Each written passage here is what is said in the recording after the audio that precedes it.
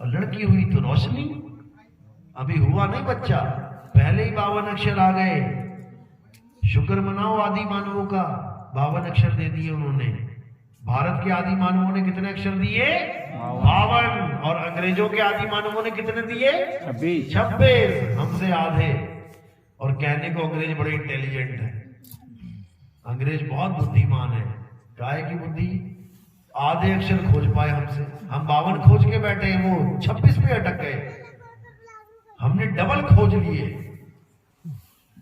तो हम इसीलिए विश्व गुरु कहलाए, क्योंकि इतना ज्ञान भारत ने दिया जितना पूरे विश्व में किसी और देश ने नहीं दिया।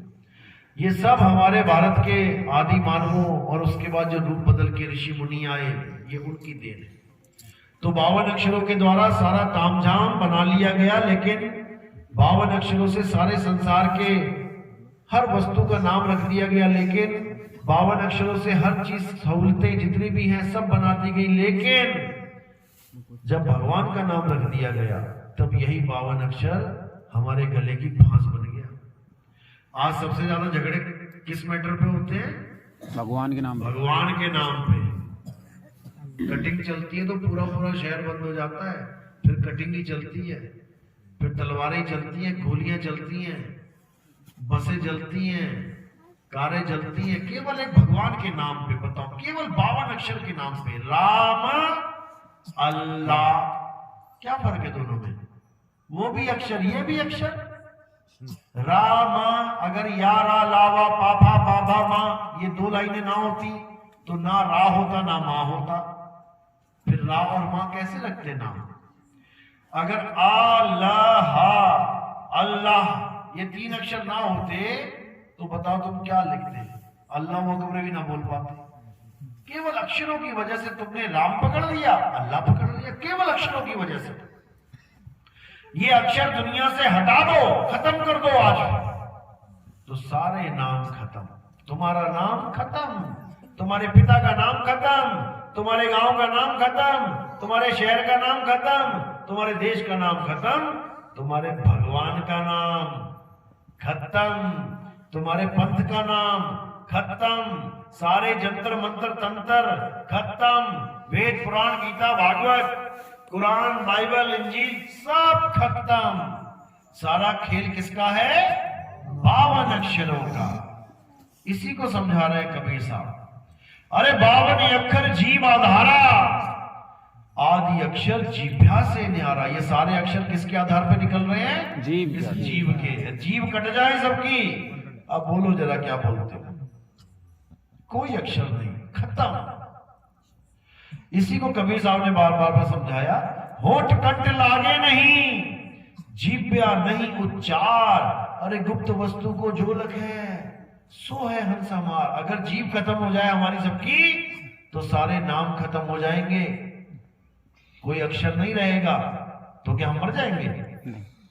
गाय बैल कुत्ता हाथी घोड़ा बिल्ली, ये बिना अक्षरों के, बिना ये जाने कि पानी का नाम क्या है, सारी उम्र पानी पीते हैं और पानी पीते हैं और मजे से जीते हैं। कभी लड़ते देखे? कभी गाय दूसरी गाय से कह रही है मैं हिंदू गाय हूं, तो मुस्लिम गाय है, मेरा राम बड़ा है, तेरा अल्लाह छोटा है? कभी नहीं। अगर जानवरों में झगड़ा है तो केवल अस्तित्व का। कुत्ता कुत्ते का बैरी है, ओए मेरी गली में कहां से आ गया तुम?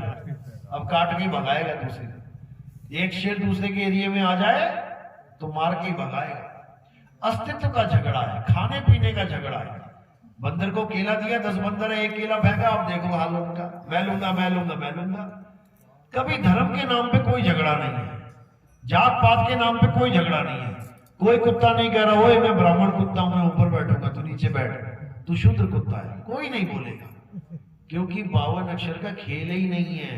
52 अक्षर का खेल कहां पे आया? आदमी इंसान में। इसीलिए इसका सबसे ज्यादा सत्यानाश हुआ पड़ा है। जो अपने आप को इंटेलिजेंट कहता है ना, हम बहुत महान हैं, सबसे बेड़ा कर किसी का हुआ पड़ा है ज्यादा। इतना परेशान और कोई नहीं है जितना इंसान है। कभी किसी गाय को आत्महत्या करते देखा हो? किसी बैल को, किसी कुत्ते को? कोई नहीं करता। इसको देखो, कहीं लटक रहा है, कहीं फटक रहा है, कहीं झटक रहा है। कहीं नदी में छलांग मार रहा है, कहीं कुछ कर रहा है। सबसे ज्यादा परेशानी यही है, क्योंकि इसकी परेशानी की जड़ इसने खुद ही लगा दी है और उसके बाद पेड़ बन जाता है। तो 52 अक्षरों में सबसे ज्यादा उलझा हुआ ये इंसान ही है। 52 अक्षरों को जप जप के परमात्मा को पाना चाहता है, जबकि ऐसा संभव नहीं है। 52 अक्षर केवल एक संकेत है, इससे ज्यादा कुछ नहीं। जैसे मैं आपको बोलूं भैया गुलाब लेके आना, अब गुलाब जो नाम है गुलाब, ये एक संकेत है किसकी तरफ? इसकी तरफ। ये जो फूल पड़ा है इसका नाम गुलाब है क्या? इसका नाम गुलाब था? इसका नाम अगर गुलाब होता ना तो सारी दुनिया इसको गुलाब ही बोल रही होती। तुम्हारा नाम रोहन है, तुम किसी भी देश में चले जाओ, क्या बोलेंगे तुम्हें वहां के लोग? रोहन। रोहन, क्योंकि तुम्हारा नाम रोहन है।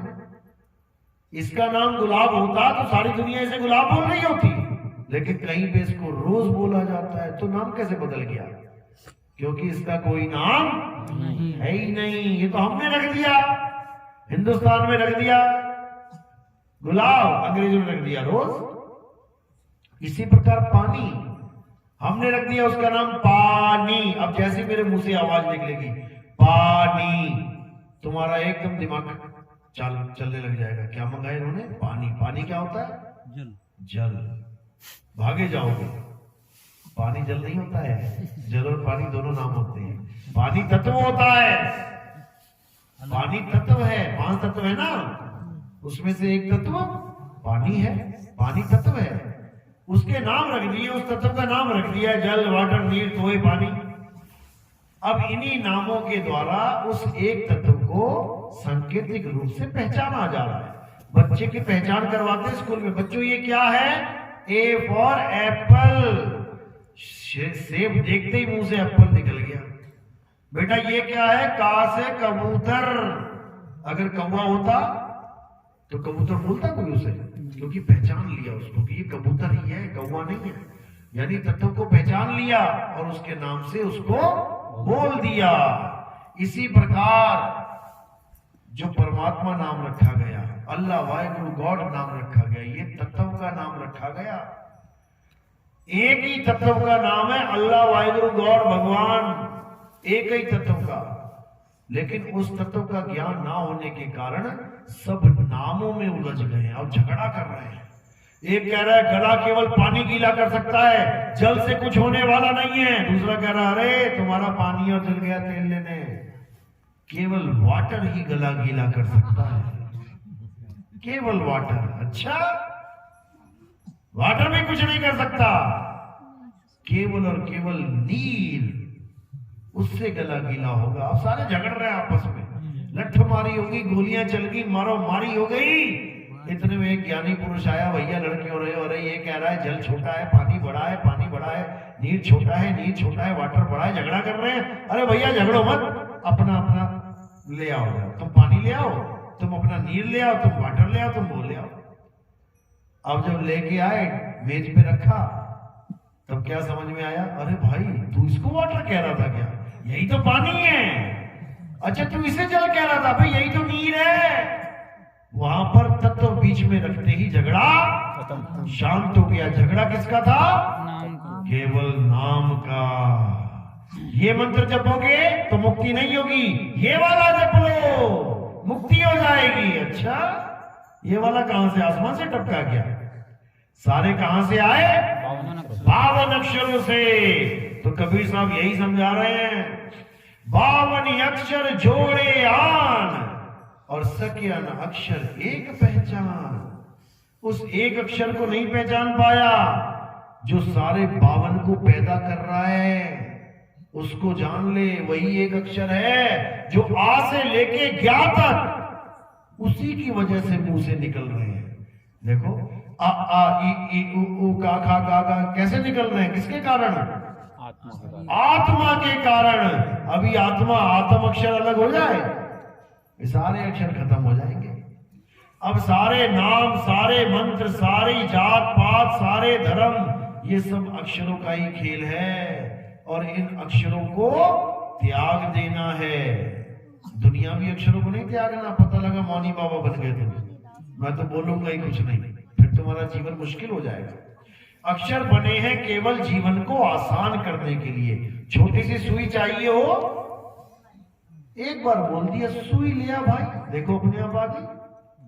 कुछ भी चीज चाहिए तुम बस बोलो, आ जाएगी। कितना आसान हो गया ये जीवन। वरना इशारे करते थक जाते, हर चीज का इशारा करके देख लो। एक दिन बोलो मत, कोई भी चीज चाहिए वो इशारे में मंगाना। अब तुम्हें गुलाब का फूल चाहिए, मांगो जरा इशारे से, क्या बोलोगे उसको? इशारा करके दिखाओ जरा गुलाब के फूल का। कुछ नहीं बोल पाएंगे। तुम्हें गुड़हल का फूल चाहिए, चमेली का तेल चाहिए, सरसों का तेल चाहिए, तुम्हें चाय पत्ती चाहिए, तुम्हें चीनी चाहिए, तुम्हें अदरक चाहिए, नमक चाहिए, जरा इशारा करके देखना।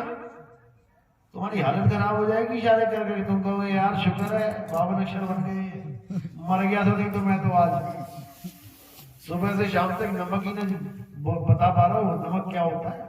कैसे बताओगे इशारे में? तो 52 अक्षर से जिंदगी आसान हो गई है, लेकिन 52 अक्षर की वजह से जिंदगी परेशान भी हो गई है।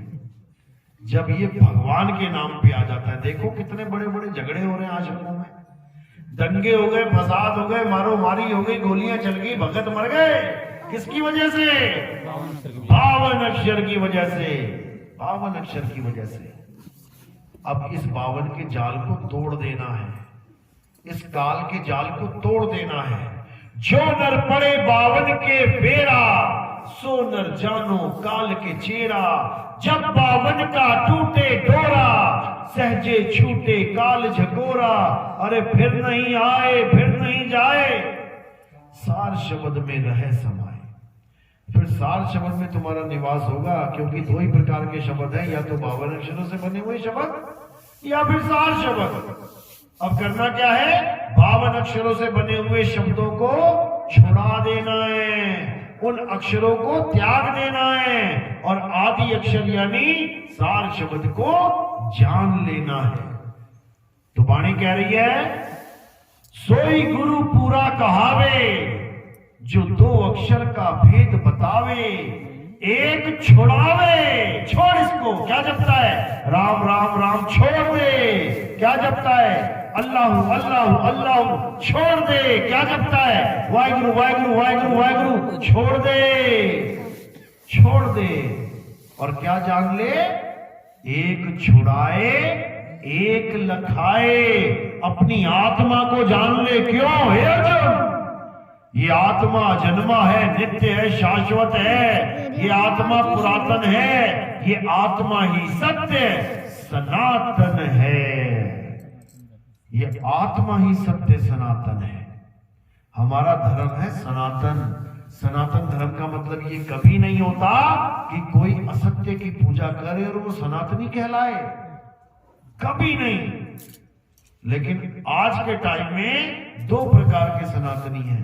एक वो जो असत्य की पूजा कर रहे हैं और कहला सनातनी रहे हैं, और दूसरा सत्य सनातनी, असत्य सनातनी नहीं। जब हम जयकारा लगाते तो क्या बोलते हैं? सत्य धर्म की जय, सत्य पंथ की जय, सत्य सनातन की जय। जब सत्य सनातन है तो असत्य सनातन क्या है? क्योंकि सत्य तो तभी आएगा ना जब कुछ असत्य होगा। जब हम किसी को बोलते हैं सच सच बता क्या हुआ था, इसका मतलब झूठ भी है, झूठ भी बोल सकता है, समझे? इसलिए हम सत्य की बात करेंगे तो असत्य भी है। अब एक सत्य सनातन है तो एक असत्य सनातन है। असत्य सनातन कौन है? जो देवी देवताओं की पूजा करता है, कोई भी देवी देवता हो, यानी शरीर, जो शरीरों की पूजा करता है वो असत्य की पूजा करता है। क्योंकि हे अर्जुन, शरीर असत्य है। और जो आत्मा की पूजा करता है, जो आत्मा को जानता है, जो आत्म ज्ञान में भरपूर है, वही सत्य सनातनी है। वो कभी असत्य की तरफ झांकता भी नहीं है। उसके सामने कोई भी देवी देवता की मूर्ति हो, वो कभी माथा नहीं टेकेगा। सत्य सनातनी की पहचान यही है। उसके सामने कोई भी मंत्र रख दिया जाए, ये मंत्र जपने मुक्ति हो जाएगी, कभी मंत्र नहीं जपेगा। उसको पता है ये मंत्र सब झूठ है, तंत्र मंत्र सब झूठ है, इनमें न भर में कोई, और सार शब्द जाने बिना कागा हंस न होए। ये जितने भी जंत्र मंत्र तंत्र हैं, ये सब 52 अक्षरों का खेल है। 52 अक्षरों के द्वारा सारे मंत्रों को बनाया गया, लेकिन जिसने 52 को बनाया उसको नहीं जान पाया। दिया किसी ने जलाया, दिया सबने देखा, सबने दिए को माथा टेका, अरे जिसने दिया जलाया उसे कोई जान नहीं पाया। किसने दिया जलाया? आत्मा ने। बिना आत्मा के दिया जला के दिखाए कोई? मंदिर में पूजा कर रहे हो, पूजा कौन करवा रहा है? किसकी वजह से पूजा कर रहे हो? आत्मा की वजह से। सामने भगवान की मूर्ति है, पूजा करते करते, आरती गाते गाते, चालीसा गाते गाते बीच में अटैक हो गया, चालीसा भी पूरी ना कर पाए। किसकी वजह से पूरी होती? आत्मा की वजह से। भगवान तो सामने है, वही पूरी करवा के दिखा दे। भगवान पूरी नहीं करवा पाया, आत्मा पूरी करवा देती। नमाज पढ़ने गए, नमाज पढ़ते पढ़ते अटैक हो गया, गिर गए। अल्लाह नमाज पूरी नहीं करवा पाया, आत्मा पूरी करवा देती। तो जो सारे काम करवा रही है उसको जानता नहीं है, और जो खुद का भगवान बना के बैठाया उसकी पूजा कर रहा है। जिस भगवान को आत्मा ने बनाया उसकी पूजा कर रहा है, और जो आत्मा जिसको कभी अस्त्र शस्त्र कोई काट ही नहीं सकता उसको जानता नहीं है। जिस राम भगवान ने जल में समाधि लेके शरीर का नाश करवा लिया, जिस कृष्ण जी के पैर में तीर लगा और शरीर का नाश हो गया, उसकी पूजा कर रहा है। और जिस आत्मा के कोई तीर लगे ही नहीं सकता, अग्नि जला नहीं सकती, वायु सुखा नहीं सकती, जल भिगो नहीं सकता, उसको तू जानता नहीं है। यानी उल्टी गंगा बह रही है। अब करना क्या है? अध्याय 3 17वां श्लोक पढ़ो, क्या लिखा है। गीता क्या कहती है? अध्याय 3 में क्या बोल रहे हैं? हे अर्जुन, जो अपनी आत्मा में रमण करता है, जो अपनी आत्मा में तृप्त है, जो अपनी आत्मा में संतुष्ट है, उसके लिए कोई धार्मिक कर्म कर्तव्य लागू ही नहीं होता। वो सारी उम्र मस्जिद ना जाए अगर मुसलमान है तो, वो सारी उम्र मंदिर ना जाए अगर हिंदू है तो, वो सारी उम्र गिरजाघर गुरुद्वारे ना जाए अगर ईसाई है या सिख है तो, तब भी वो दुनिया का सबसे बड़ा धार्मिक आदमी कहलाएगा। उससे बड़ा धार्मिक कोई होगा ही नहीं, क्योंकि कृष्ण जी ने यही समझाया है, लेकिन किसी को समझ नहीं आया। कृष्ण जी के मत्थे टेकने में लगे हैं, सुबह भी शाम भी दोपहर भी, सुबह भी शाम भी दोपहर भी, और जो वो बता रहा है वो तुम्हें पता नहीं है, वो मानोगे भी नहीं, पता भी लग गया तब भी नहीं मानोगे। यानी एक पिता की ऐसी औलाद पैदा होगी, बड़ी मिन्नत मांग मांग के, मन्नत मांग मांग के, 10 साल मन्नत मांगता रहा, तब जाके एक औलाद पैदा हुई। बड़ा खुश हुआ, लड्डू बांटे। बच्चा धीरे धीरे बड़ा हुआ, उसको पता लगा पापा के पैर छूते हैं, पैर छूना शुरू कर दिया, और खुश, क्या संस्कारी बेटा आया है। सुबह दोपहर शाम 3 बार माथा टेकता है, वाह।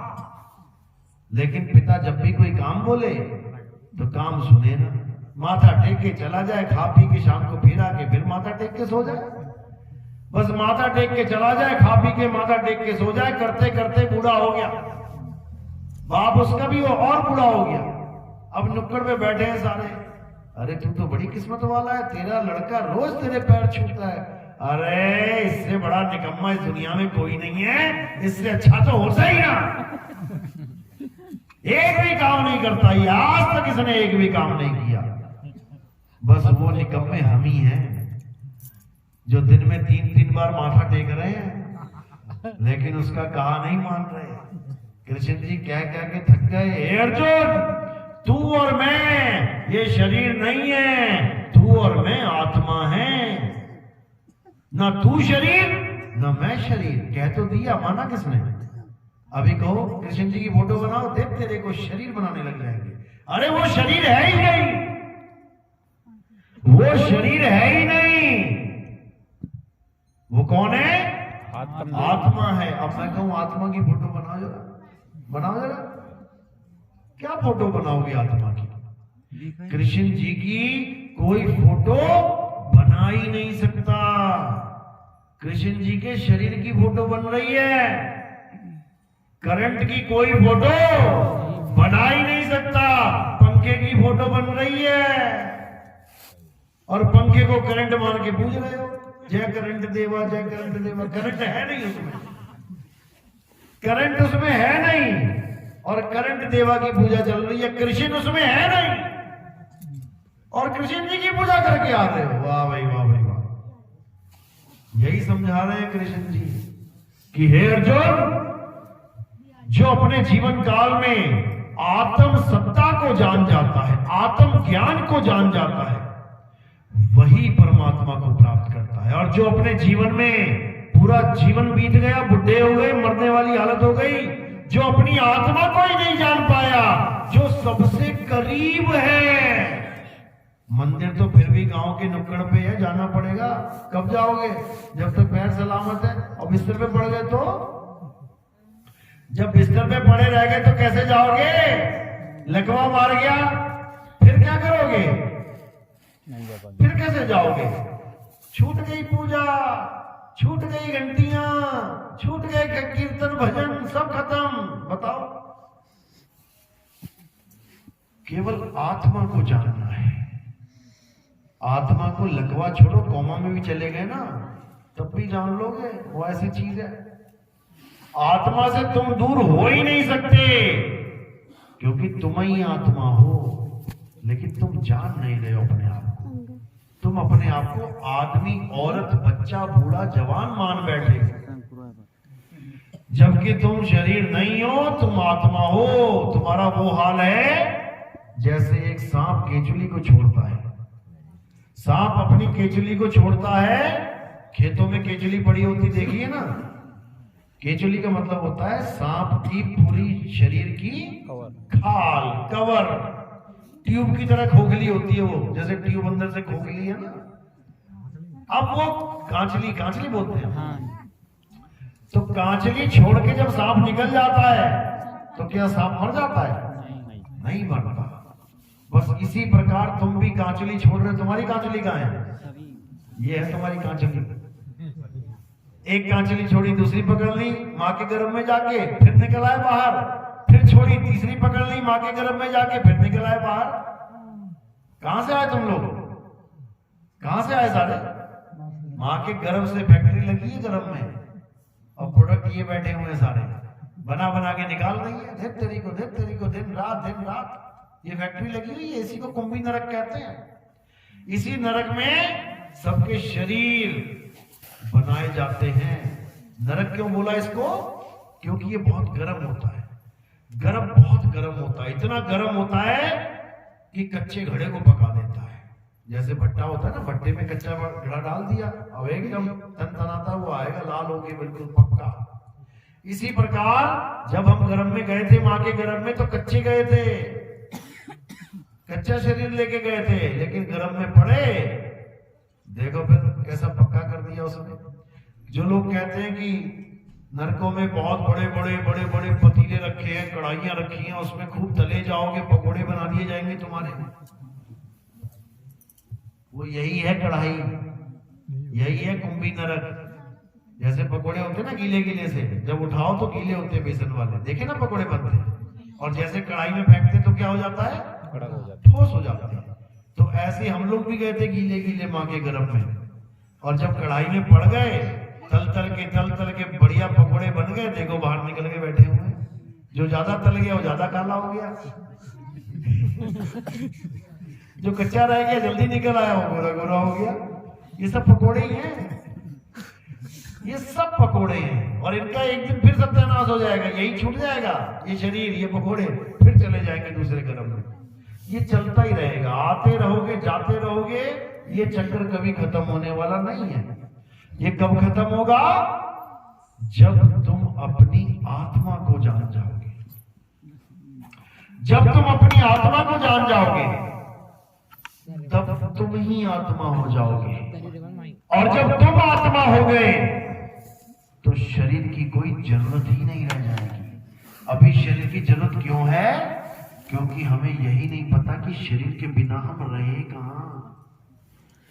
पिंजड़े में तोता है और तोता कह रहा भैया मैं पिंजड़े में खुश हूं, मुझे पिंजड़े में रहने तो भैया बाहर मत निकाल देना। कोई आदमी बंदूक लेके आता है ना तो तोता क्या कहता है, भैया भैया मुझे अंदर ही रहने दो भैया, मैं बाहर नहीं निकलना चाहता। क्योंकि तोते को पता ही नहीं है मैं शरीर छोड़ के जाऊं कहां। इसी बंधन को अपना जीवन मान के बैठा है कि जब तक मैं अंदर हूं शरीर के, मैं जीवित हूं, मैं जिंदा हूं। और शरीर से बाहर निकाल दिया किसी ने तो मैं मर गया। यानी सांप जब तक केचुली में है कह रहा है मैं जिंदा हूं, मैं जिंदा हूं। केचुली छोड़ के बाहर निकल गया तो कहता हाय मैं मर गया। मर जाएगा क्या? नहीं मरेगा। अब बस यही समझना है, जब तुम आत्मा हो जाते हो तब शरीर से तुम्हारा कोई कनेक्शन नहीं रह जाता। अब शरीर केवल एक केचुली की तरह है, जब तक ढो रहे हो। जैसे ही केचुली छोड़ने का समय आया किनारे करके निकल गए। बस यही करना है और कुछ नहीं। तो आत्मा के ज्ञान में क्या करना है? अपनी सूरत को, अपने ध्यान को शरीर से हटा के आत्मा में लगाना है। सारा ध्यान तुमने शरीर में लगा रखा है, इसलिए आत्मा का तुम्हें ज्ञान नहीं है, क्योंकि तुम्हारा ध्यान आत्मा में है ही नहीं। तुम्हारा ध्यान केवल इस काया में है, इस पिंजड़े में है, इस जेल में है। ये जेल है तुम्हारी 5 तत्व की और इसमें तुम रहते हो जेल में। और ये जेल तुम्हें इतनी प्यारी है कि बिना नहाए धोए, पाउडर लगाए, बिंदी लगाए, लिपस्टिक लगाए, सिंदूर लगाए बिना तुम जा ही नहीं सकते बाहर। इस जेल को सजा सजा के तब तुम बाहर निकलते हो घर से बाहर। सोचो कोई काजल ऐसे की जगह ऐसे लगा लेना, अगर ऐसे बाहर नहीं जा सकती, जाके दिखा देना, कोई नहीं जा सकती। ये पिंजड़ा है, इस पिंजड़े से इतना मोह है कि हल्का सा पिंजड़े की हल्की सी लाइन लगी हो कहीं पे, बाल भी ऐसे कहीं है तो बाल भी सीधा कर लेते एकदम। इतना पिंजड़े से प्रेम है। और जो तुम्हारा असली स्वरूप है आत्मा, उसका तुम्हें कुछ पता ही नहीं है कि मैं हूं क्या। अब क्या करना है? अब आत्म ज्ञान को प्राप्त करना है। आत्म ज्ञान का मतलब तुम्हें तुम्हारा ज्ञान हो जाए। आत्म ज्ञान का मतलब ये नहीं होता कि तुम किसी और के नाम जपो, Om Om Om Kalinga Kalinga Kalinga hurrying hurrying sharing sharing sharing. नहीं, ये किसी और के नाम जप रहे हो, ये आत्म ज्ञान नहीं है। आत्म ज्ञान का मतलब खुद का ज्ञान। जैसे आत्म कथा, आत्म कथा का मतलब क्या? गांधी जी की कथा लिखोगे? आत्म कथा का मतलब खुद की कथा। आत्म हत्या मतलब क्या? पड़ोस के 4 लोगों को मार दोगे, आत्महत्या होगी? आत्महत्या मतलब खुद की हत्या। आत्मरक्षा मतलब क्या? खुद की रक्षा। आत्मनिर्भर मतलब खुद पे निर्भर। आत्म कल्याण मतलब खुद का कल्याण। इसी प्रकार आत्म ज्ञान मतलब खुद का ज्ञान, ना कि किसी भगवानों के नाम जपने। तुम्हें भगवान, तुम्हें परमात्मा इसीलिए नहीं मिल रहा है क्योंकि तुम उनके नाम जप रहे हो। नाम नहीं जपना है, खुद को जानना है, क्योंकि तुम्हारा खुदा खुद में है। बस इतना समझ लो। इसलिए साहब कह रहे हैं जल में मीन प्यासी, मोह देखत आवे हासी। आत्म ज्ञान बिना नर भटके, कभी काबा कभी काशी। काबा और काशी क्यों जाना पड़ रहा है? क्योंकि किसी दूसरे की पूजा करनी पड़ रही है। और जब खुद की पूजा करनी हो तो कहीं आने जाने की जरूरत नहीं। अरे ना कहीं आना ना कहीं जाना, आपे में आप समाना। खुद में समा जाना है तुमने, अपने स्वरूप में समा जाना है। इसी को मुक्ति कहते हैं। चलो आज का सत्संग यही समाप्त करेंगे। मेरी बात समझ में आ रही है? यह सब ऊपर से बाउंस जा रही है? किस किस के समझ में आई मेरी बात? दिखाओ जरा कैमरे में, कैमरे में दिखा दो। हाथ खड़े, हाँ खड़े होकर दिखाओ। किस किस के बात समझ में आई? हाथ खड़े करो जरा। अच्छा, पूरा पूरा गांव जाग गया। अभी कल को गणेश चतुर्थी आ जाएगी ना, सारे थाली लेके मंदिर के सामने खड़े होंगे, सब भूल जाएंगे कौन सी आत्मा कैसी आत्मा, बाबा आया था आत्मा आत्मा करके चला गया। सबके हाथों में वही पत्थर आ जाएंगे दोबारा से। आत्मा को जानना है मेरे भाई, आत्मा भूल मत जाना।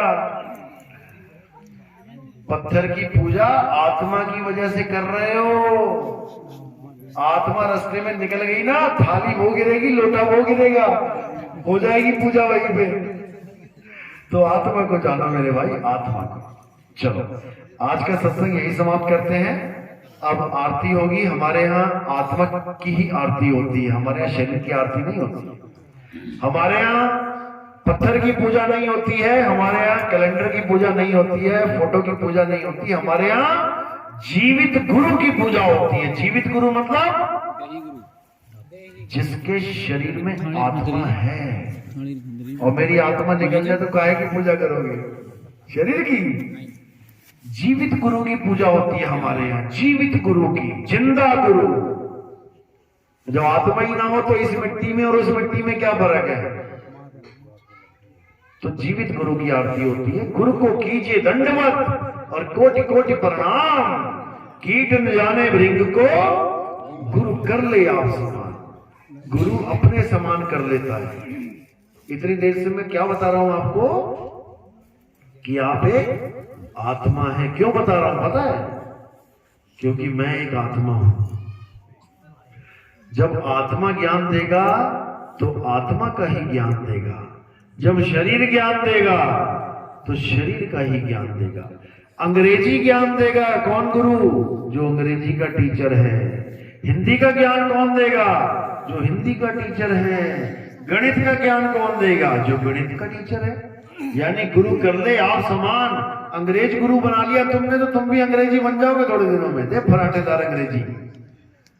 और कोई हिंदी का टीचर बना लिया संस्कृत का, तो संस्कृत वाला भाषा आ जाएगी तुम्हें। गुरु अपने समान कर लेगा। तो ठीक है, धीरे धीरे करके एक एक करके दो दो करके आना है। हमारे आरती कैसे होती है? ये थोड़े से फूल होंगे, एक दो पत्ती आपने सिर के ऊपर रख देनी है। मेरे जैसे ही आएंगे सिर के ऊपर पत्ती रखनी है। थाली तैयार है ना? हाँ, थाली ले आओ। पहले थाली में एक दिया लगा लेना।